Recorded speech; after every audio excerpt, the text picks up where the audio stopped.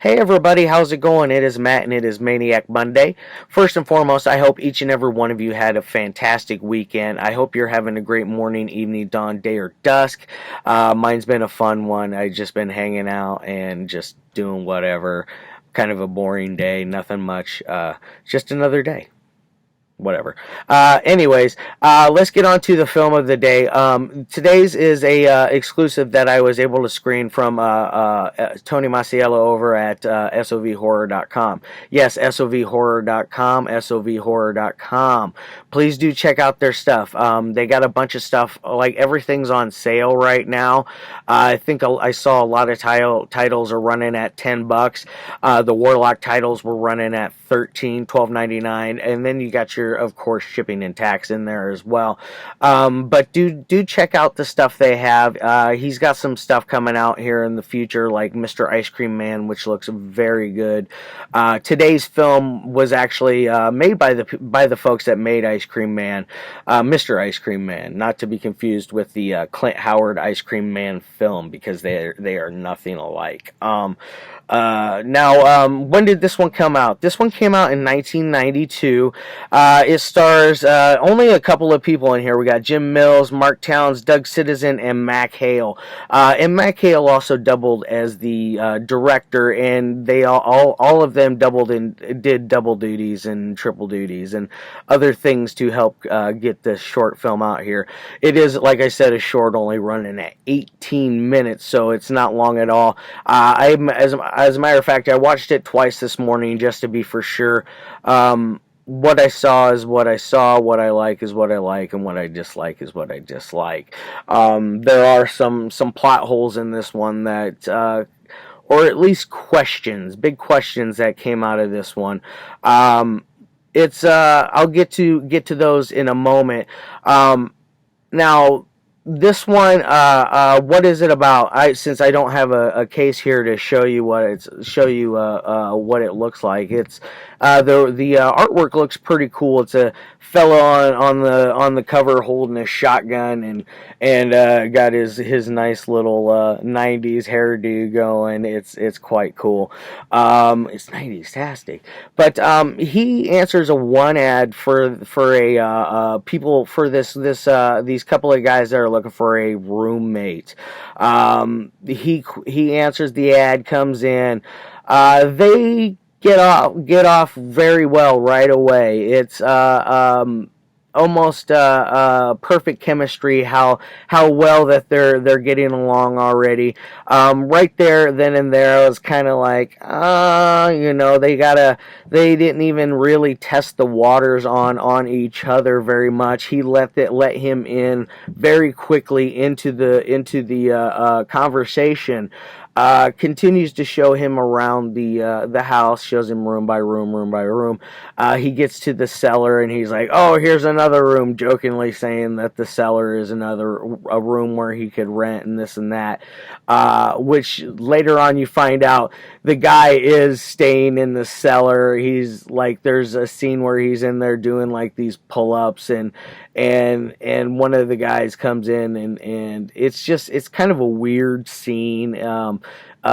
He gets a little, like, I don't know, he changes, he just like that with how his temperament is. He goes from calm, cool to demeanor to psychopathic, just like that. It's quite entertaining how that works. But so he's showing these room by room. He takes the boiler room, or the boiler room, whatnot, just for, or the cellar, excuse me, the cellar just for shits and giggles, I'm guessing. But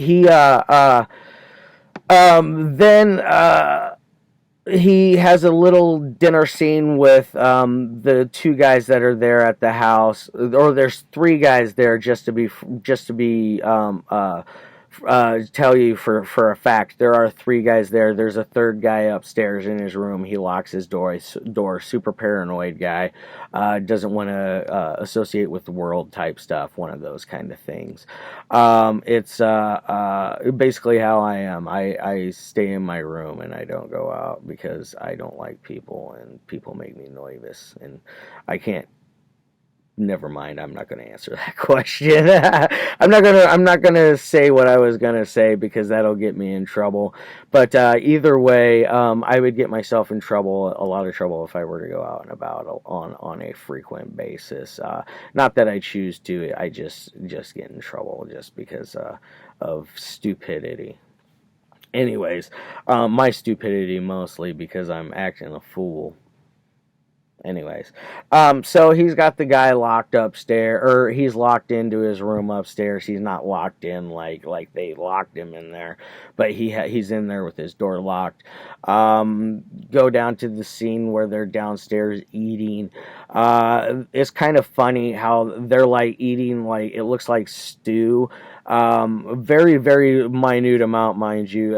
It would look like one can's worth split between two people. It didn't look like enough for two grown adults, adult men, on top of it. It's and then what else? There's his roommate is reading a comic book. He says it's the Punisher. You can clearly tell it's just a made up comic book. But it's he says he's reading the Punisher. Hands it, or they have a little dialogue back and forth between each other about how the new roommate thinks comic books are childish, and basically the old roommate is going on over that, like basically his basic rebuttal, like, hey, check this out, it's actually the content has matured along with the people that along with the people that read the comic books, which is, I agree with him. Comic books have matured a lot over the years, especially with graphic novels. Those add a whole lot of interesting things to the comic book universe, and I really dig them. Now, they after this scene, they all go to bed. Or no, I almost forgot a key scene. While he's showing him around the house, he decides, this is the biggest thing that I did not understand. It bothered me a lot. He shows this new roommate who has a very calm, cool demeanor on the very first day where their home shotgun is, where it's like, he gave up the the spot basically for this guy for no reason at all. I mean, other than he seems like a good guy, which you find out, yeah, he's not. He pistol whips people with the shotgun. He happens to shoot one guy, blew him apart. You never get to see any of the effect of it. There's very very very little blood in this one, if anything, really at all. It's not much, especially for like special effects wise. There's nothing that, like, you're not seeing any gunshot squibs. You're not seeing any impact onto the face or skull from the barrel that he's whipping them across the face with, which I thought that was kind of weird. He slapped him across the face with the barrel instead of hitting him with the butt. I don't know. I know it would hurt. I'm pretty damn sure it would knock you out, as it does to him. He, unfortunately, it kills him, because it shows him out on the couch, and that's where most of the blood is. It's on this guy's forehead. He's got a comic book rested over his head like he's down there sleeping and shit. They quickly find out that he's dead. Guy then hears the shotgun blasts. Then next thing you know, he is the final person. This is the main guy that showed our villain the house. He is the final person, and there is a nice little showdown between them. It ends in a weird way. I didn't dislike it. I didn't love it by any means. It's one I will own, though, because I liked it enough that I will watch it again. I will watch it some more. I definitely enjoyed it enough for that. Now, as far as any kind of ratings go on a technical side, this thing is pretty average. Other than there's the gaping plot hole of why would he show him that, and then he lets him move in day one without giving him any money, which is another weird thing. I've never moved in anywhere in my entire life where they haven't asked for the money down, a deposit, or the first and last month's rent and a deposit, and then of course pet deposit on top of that. So it's like I've never seen a place that would just let you move in like that. Not unless you're moving in with your parents or your grandmother or something like that, which he clearly was not doing anything like that. So those kind of like stifle it just a little bit, so I'm only going to give it a 2 on a technical side for 1 through 5 goes, for as far as that goes. Now, as far as an entertainment side goes, this thing is a solid 3 out of 5. It's middle of the road. Could be a lot better, but it could be very, very much worse. It's not bad, in my opinion. It's worth the check.